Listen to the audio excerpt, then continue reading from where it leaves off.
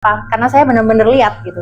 Ada nenek-nenek pakai baju hitam, dia bajunya compang-camping gitu, hitam kayak gamis panjang gitu, dan dia compang-camping, rambutnya panjang, serius itu rambutnya panjang, saya benar-benar lihat sendiri, rambutnya panjang segini, rambutnya gimbal, bisa bayangin nggak sih, rambutnya tuh gimbal, bukan yang panjang lurus, jadi benar-benar gimbal gini, dan posisi nenek-nenek tua itu, dia tidur di pojokan.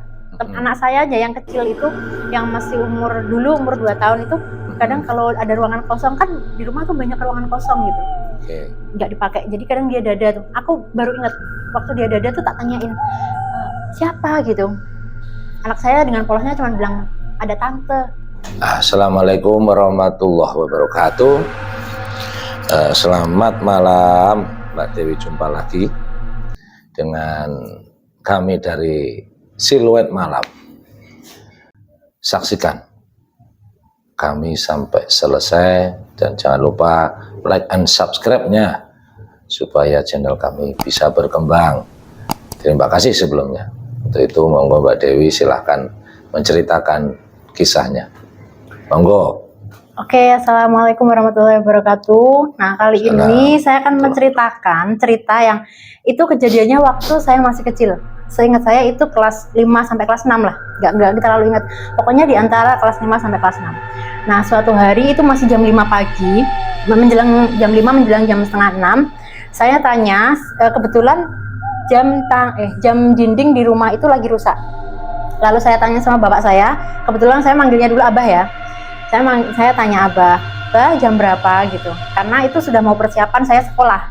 Ternyata jam dinding rusak.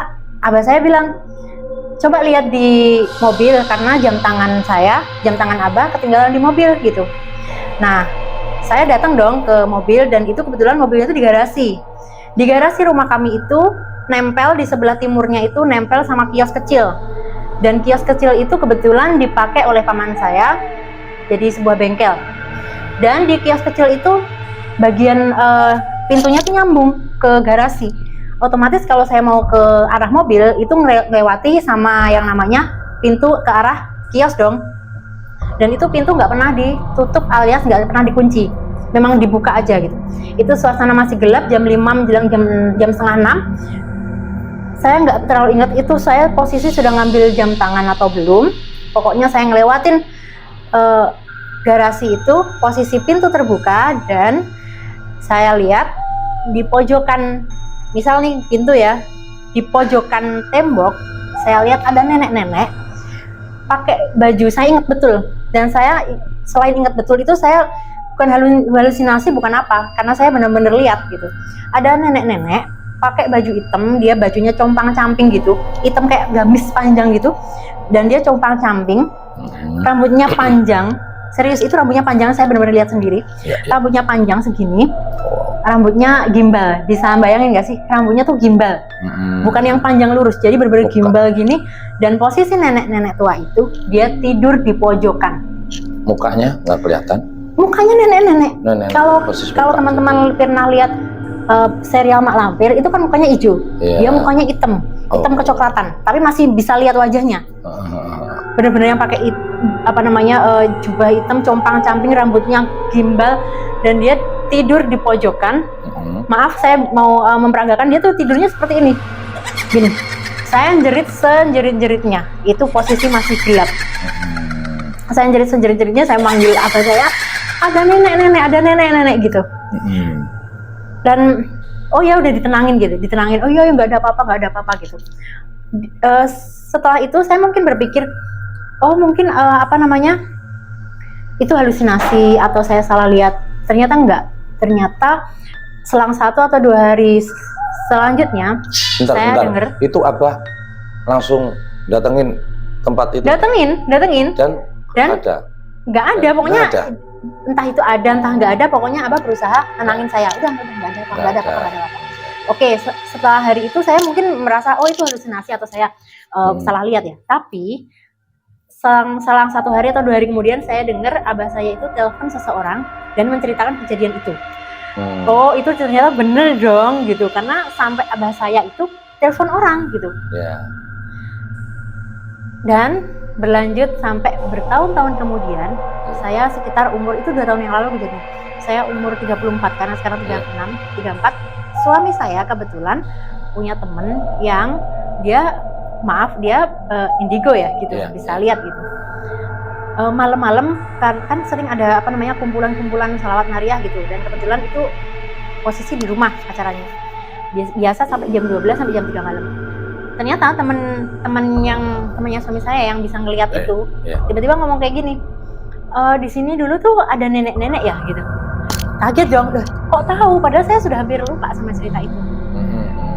Nggak usah khawatir, dia udah pindah ke atas gitu. Jadi di rumah saya di lantai atas itu ada satu ruangan yang biasa dipakai suami saya kerja. Katanya udah pindah ke atas. Nah bener dong, ternyata suami saya itu selama dia kerja di atas, suami saya kan bisa ngetik ya, bikin video gitu. Biasa kadang itu jam 11 malam tuh denger suara tapak kaki, dia lagi jalan gitu.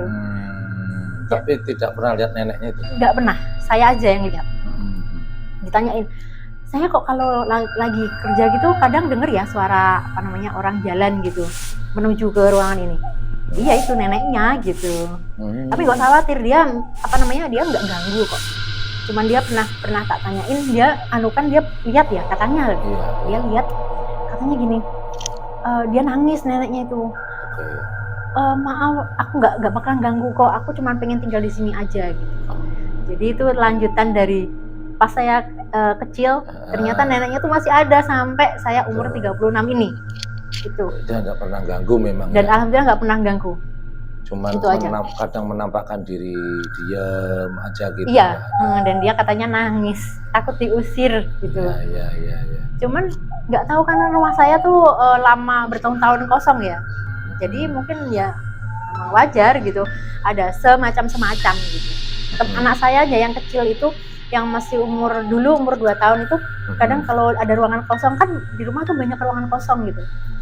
Nggak dipakai, jadi kadang dia dada tuh. Aku baru ingat waktu dia dada tuh tak tanyain siapa gitu.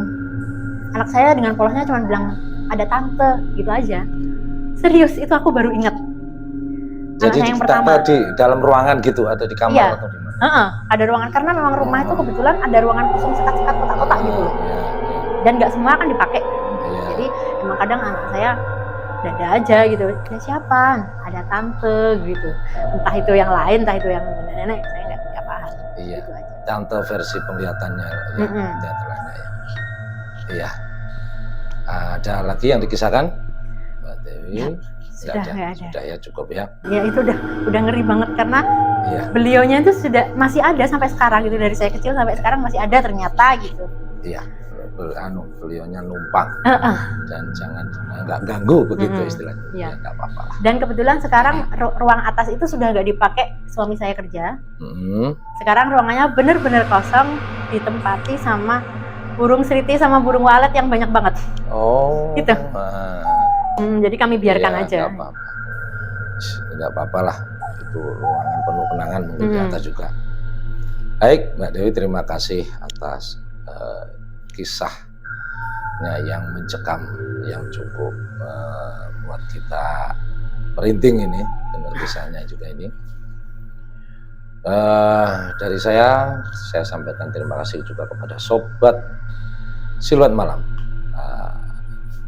Wallahu muwaffiq ila aqwamit thoriq. Wassalamualaikum warahmatullahi wabarakatuh.